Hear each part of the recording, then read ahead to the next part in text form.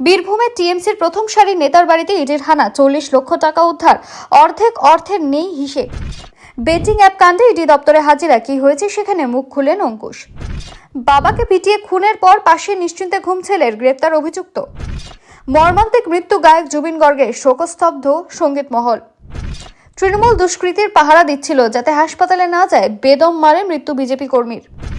1000 টাকার জন্য জলপাইগুড়িতে টোটো চালককে খুন, হাওড়া থেকে প্রেমিকা সহ অভিযুক্তকে ধরল পুলিশ। মুখে বিরোধিতা, মুখ্যমন্ত্রীর পুজো অনুদান নিচ্ছে হাওড়ার 2 বিজেপি নেতার কমিটি। নিজের বাড়িতে কদম গাছের চারা পুতলেন মোদি, উপহার দিয়েছিলেন ব্রিটেনের রাজা চার্লস। বিরাট ভূমিকম্পে কাঁপল রাশিয়া, পরপর আফটারশক, সুনামি সতর্কতা জারি।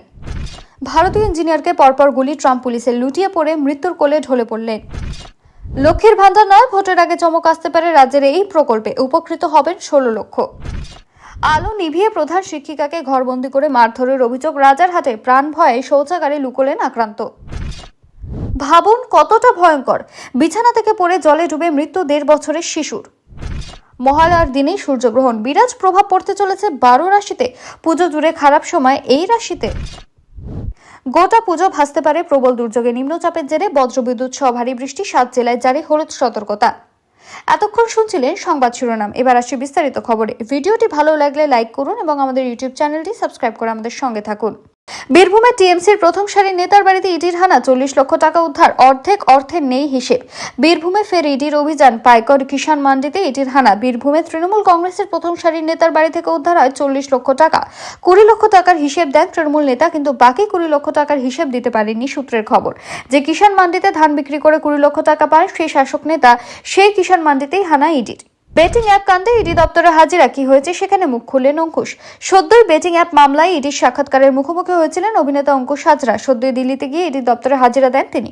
প্রায় 9 ঘন্টা ধরে চলে জিজ্ঞাসাবাদ, তবে এরপরে কলকাতায় ফিরে এসে তিনি যোগ দেন তার আগামী ছবি রক্তবীজ 2 এর প্রচারে।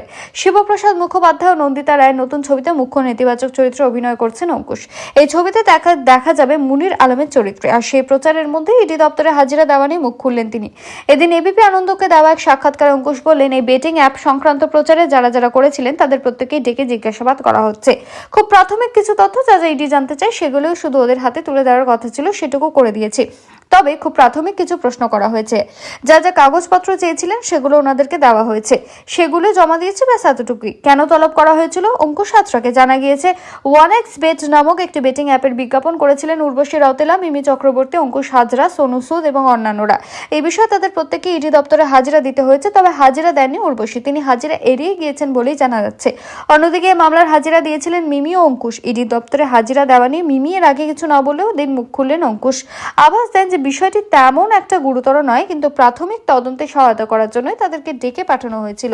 শুধু উর্বশী, মিমি কিংবা অঙ্কুশই নয়, এই বেটিং অ্যাপের প্রচারের জন্য এর আগে নিধি আগরওয়াল, রানা ডগ্গুবর্তীকে ডাকা হয়েছিল। ইডির তদন্তে উঠে এসেছে যে অনেকে অনলাইন বেটিং প্ল্যাটফর্ম বেআইনিভাবে ভারতে তাদের ব্যবসা বিস্তার করছে। এদের মধ্যে একটি হলো 1xBet, যার বিজ্ঞাপন এবং প্রচারের সঙ্গে বহু তারকাই যুক্ত ছিলেন। তদন্তকারী সংস্থা জানতে চাইছে অ্যাপগুলির প্রচার এবং প্রসারে এই তারকাদের ভূমিকা ঠিক কতটা ছিল। বাবাকে পিটিয়ে খুনের পর পাশেই নিশ্চিন্তে ঘুম ছেলের, গ্রেপ্তার অভিযুক্ত। বাবাকে পিটিয়ে খুনের অভিযোগ, বাবাকে খুন করে মৃতদেহের পাশেই রাত কাটালেন মদ্যপ ছেলে। চাঞ্চল্যকর ঘটনাটি প্রকাশ্যে আসছে চাঞ্চল্য ছড়ালো দক্ষিণ দিনাজপুর জেলার তপন থানার গোফানগর গ্রাম পঞ্চায়েতের ইজানগরে। মৃতের নাম সুভাষ ওরাও। গত বুধবার রাতে খুন হন ওই ব্যক্তি। বৃহস্পতিবার রাতে গ্রামবাসীরা বাড়িতে গিয়ে দেখেন রক্তাক্ত অবস্থায় খাটে পড়ে রয়েছে তার দেহ, আর ঠিক তার পাশে নিশ্চিন্তে ঘুমিয়ে রয়েছেন বড় ছেলে উত্তম। টাকাটাকি তো ঘুম ভাঙতে ধরা পড়ে যায় পুরো ঘটনা। সুভাষের শরীরে একাধিক আঘাতের চিহ্ন পাওয়া যায়, রক্তে ভিজে গিয়েছিল খাট, মেঝেতেও টিপটিপ করে পড়ছিল রক্ত, কিন্তু কিছু দূরে পড়েছিল রক্তমাখা বাঁশ। স্থানীয় বাসিন্দাদের অভিযোগ, সন্দেহের অবকাশ নেই, ছেলের আঘাতেই প্রাণ হারিয়েছেন বাবা। খবর পেয়ে তপন থানার পুলিশ ঘটনাস্থলে পৌঁছে দেহ উদ্ধার করে বালুরঘাট জেলা হাসপাতালে ময়নাতদন্তে পাঠায়। প্রাথমিক তদন্তে উঠে এসেছে বুধবার রাতে বিশ্বকর্মা পুজো উপলক্ষে মদ্যপান করেছিলেন বড় ছেলে উত্তম। গভীর রাতে বাড়ি ফিরে বাবার সঙ্গে বচসায় জড়িয়ে পড়েন তিনি। এরপরে বাবাকে বাঁশ দিয়ে মারধর করেন। সে আঘাতে মৃত্যু হয় সুভাষের। পুলিশের হাতে ধরা পড়েছে অভিযুক্ত বড় ছেলে উত্তম। পাশাপাশি জিজ্ঞাসাবাদের জন্য আটক করা হয়েছে ছোট ছেলে গৌতমকেও। পুরো ঘটনা তদন্ত শুরু করেছে পুলিশ। উল্লেখ্য, প্রায় মাসখানেক আগে সুভাষের স্ত্রীরও মৃত্যু হয়, যদিও তা অসুস্থতার কারণে। তারপর থেকে পরিবারের অশান্তি বাড়তে থাকে।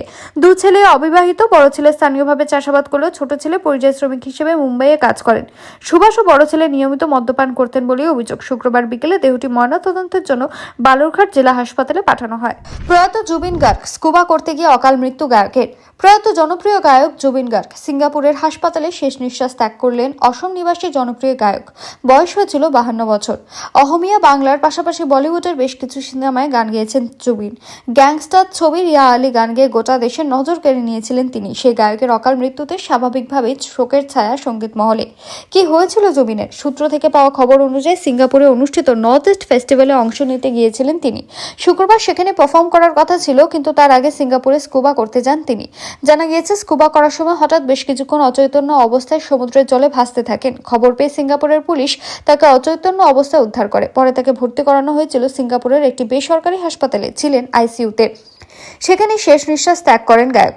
মেঘালয়ের তুরায় জন্ম হয় জুবিনের। 3 বছর বয়স থেকে সঙ্গীতের প্রশিক্ষণ শুরু করেন জুবিন। মায়ের কাছেই তার প্রথম গান শেখা। পরে 1992 সালে পেশাগতভাবে গান গাওয়া শুরু করেন তিনি। অহমিয়া সিনেমার পাশাপাশি বাংলা সিনেমাতেও প্রচুর গান গেয়েছেন তিনি। সঙ্গীত পরিচালক জিৎ গঙ্গোপাধ্যায়ের সঙ্গে জুটি বেঁধে মন মানে না পিয়ারে তার জনপ্রিয় গান। বলিউডে প্রীতমের হাত ধরে গ্যাংস্টার ছবির ইয়া আলী গান হয়েছেই ফেলে দিয়েছিল গোটা দেশে। বহুবার নানা কারণে বিতর্কেও জড়িয়েছিলেন জুবিন। নেশাগ্রস্ত হয়ে মঞ্চে গান গাওয়ার কারণে বহুবার বিপাকেও পড়েছিলেন তিনি। দারুণ শিল্পী হয়েও অনেকেই মনে করতেন জুবিনের অনিয়ন্ত্রিত জীবনযাপন তাকে ঠেলে দিচ্ছিল অন্ধকারে। দুষ্কৃতীর পাহারা দিচ্ছিল যাতে হাসপাতালে না হয়ে যায়। বেদম মারে মৃত্যু বিজেপি কর্মীর। মধ্যরাতে বিজেপি কর্মীর বাড়িতে ঢুকে ঘুম থেকে ডেকে তুলে নৃশংসভাবে মারধর। শুধু তাই নয়, মারধরের পর রাতভর বাড়ি থেকে বাইরের বাড়িই অপেক্ষা করলো দুষ্কৃতীরা, যাতে জখম বিজেপি কর্মীকে হাসপাতালে নিয়ে যাওয়া না যায়। অভিযুক্তদের ভয়ে রাতে জখম যুবককে চিকিৎসা করাতে নিয়ে যেতে পারেনি বলে দাবি পরিবারের। বৃহস্পতিবার হাসপাতালে নিয়ে গেলে সঞ্জয় ভৌমিক নামের ওই যুবকের মৃত্যু হয়। স্থানীয় বিজেপির পক্ষ থেকে দাবি করা হয় অভিযুক্তরা সকলেই তৃণমূল কর্মী এবং সমর্থক। পরিবারের পক্ষ থেকে লিখিত অভিযোগ দায়ের করা হয় নবদ্বীপ থানায়। ঘটনাটি নদিয়ার নবদ্বীপ পুরসভার 6 নম্বর ওয়ার্ডের প্রাচীন মায়াপুরে। জানা গিয়েছে, বুধবার বিশ্বকর্মা পুজোর রাতে নবদ্বীপের প্রাচীন মায়াপুর নতুন পাড়ার বাসিন্দা সঞ্জয় ভৌমিক বাড়ি ফিরছিলেন। তখনই এলাকায় ঝামেলা চলছিল। তিনি বাধা দিতে গেলে তার সঙ্গে বচসা বাঁধে। এরপর বাড়ি ফিরে রাতে বাড়িতে ঘুমোচ্ছিলেন। পরিবারের অভিযোগ, সেই সময় জয় রায়, তারক দেবনাথ, নান্টু ও বান্টু সহ স্থানীয় কয়েকজন তাদের বাড়িতে ঢুকে সঞ্জয়কে লোহার রড ও লাঠি দিয়ে বেধড়ক মারধর করেন। বাধা দিতে গেলে সঞ্জয়ের মাকেও মারধর করা হয় বলে অভিযোগ পরিবারের। রক্তাক্ত অবস্থায় বাড়িতে পড়ে থাকে সঞ্জয়। পরিবারের দাবি, ঘটনার পর অভিযুক্তরা বাড়িতে ঘেরাও করে রেখেছিলেন যাতে সঞ্জয়কে হাসপাতালে নিয়ে যাওয়া না যায়।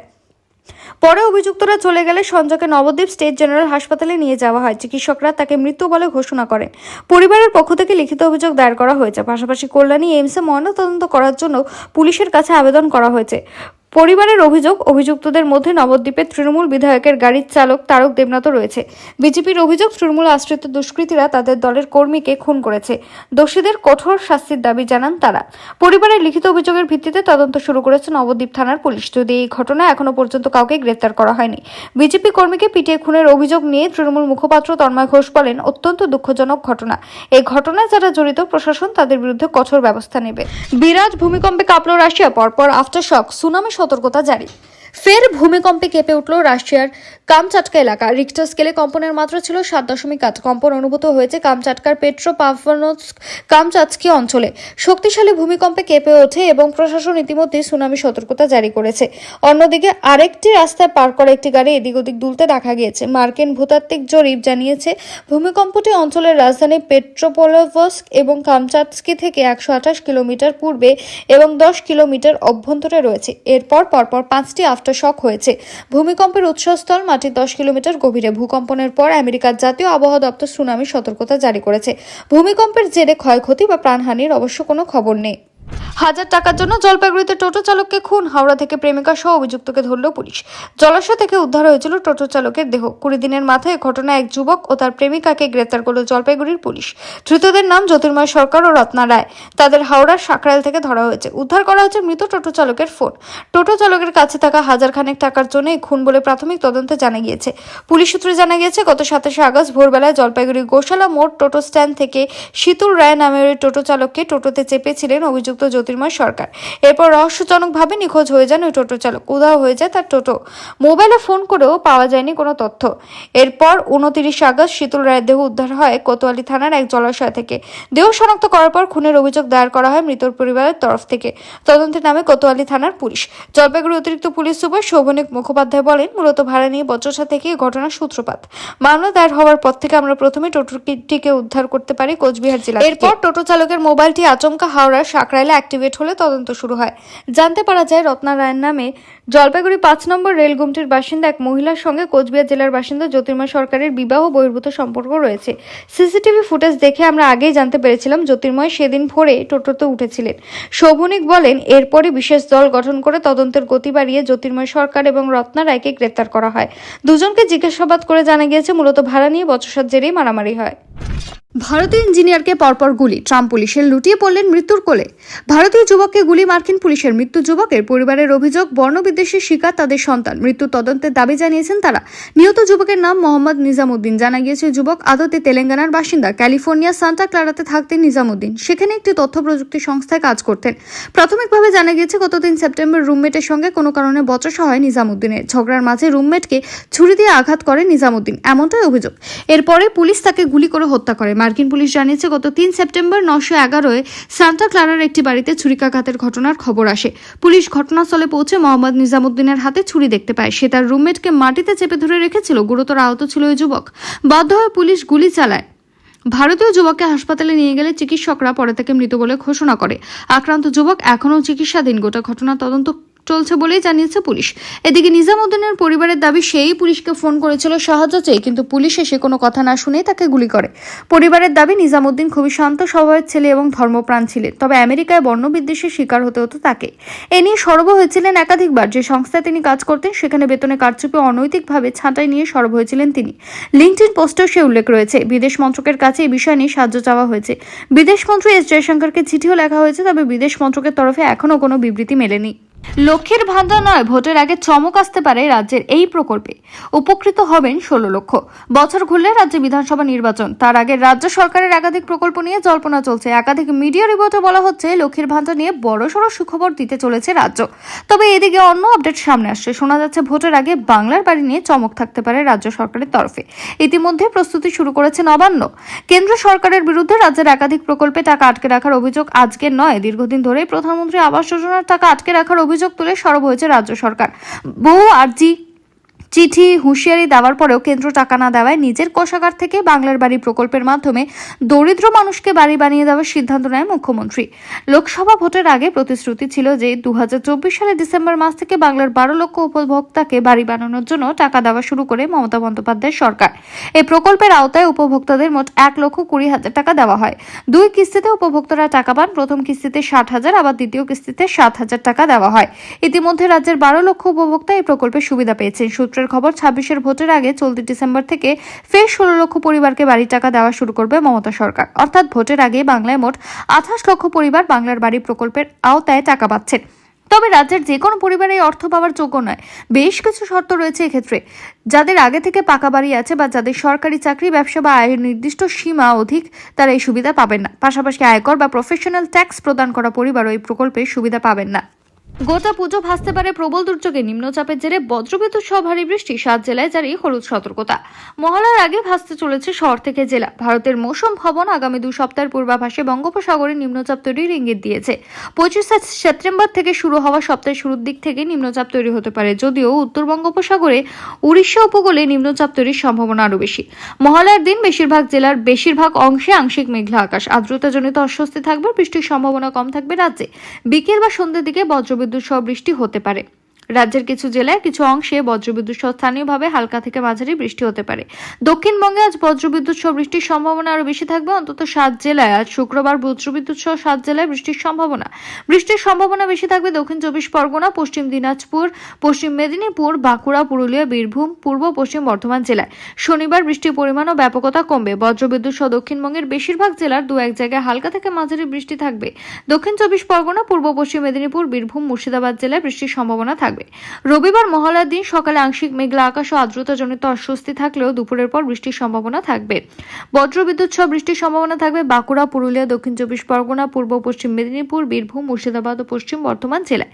সোমবার দক্ষিণবঙ্গের সব জেলাতেই বজ্রবিদ্যুৎ সহ বিক্ষিপ্তভাবে হালকা থেকে মাঝারি বৃষ্টির সম্ভাবনা। মঙ্গল ও বুধবার বৃষ্টির পরিমাণ কিছুটা হলেও কমতে পারে। অন্যদিকে শুক্রবার ভারী বৃষ্টির হলুদ সতর্কতা 2 জেলায়। আলিপুরদুয়ার, জলপাইগুড়ি জেলায় ভারী বৃষ্টির সম্ভাবনার সঙ্গে সব জেলাতেই 30 থেকে 40 কিলোমিটার গতিবেগে দমকা ঝোড়ো বাতাস বইবে। শনিবার থেকে বৃষ্টির সম্ভাবনা বাড়বে। ভারী বৃষ্টির হলুদ সতর্কতা দার্জিলিং, কালিম্পং, আলিপুরদুয়ার, কোচবিহার ও জলপাইগুড়ি 5 জেলায়। স্থানীয়ভাবে বজ্রবিদ্যুৎ সহ বৃষ্টির সম্ভাবনা থাকবে। উত্তরবঙ্গের বেশিরভাগ জেলার কিছু এলাকায় বৃষ্টির সম্ভাবনা থাকবে, তবে বৃষ্টির পরিমাণ ও ব্যাপকতা কমবে। রবিবার থেকে মঙ্গলবার বজ্রবিদ্যুৎ সহ বৃষ্টির সম্ভাবনা থাকবে উত্তরবঙ্গের সব জেলাতেই।